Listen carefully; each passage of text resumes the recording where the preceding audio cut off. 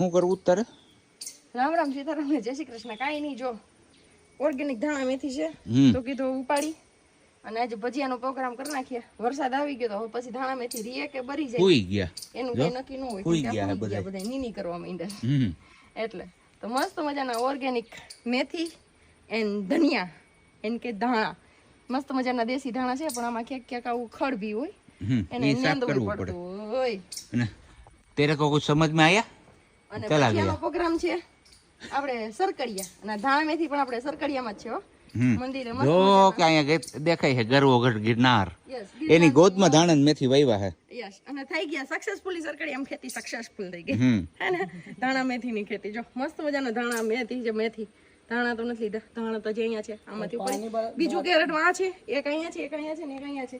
આમાં ખડ છે એ નીંદવું પડશે. એ ખડી છે ને ટમેટી છે એટલે ભેગા ટમેટા આવશે ધાણા આવશે શું આવશે એ ખબર નથી.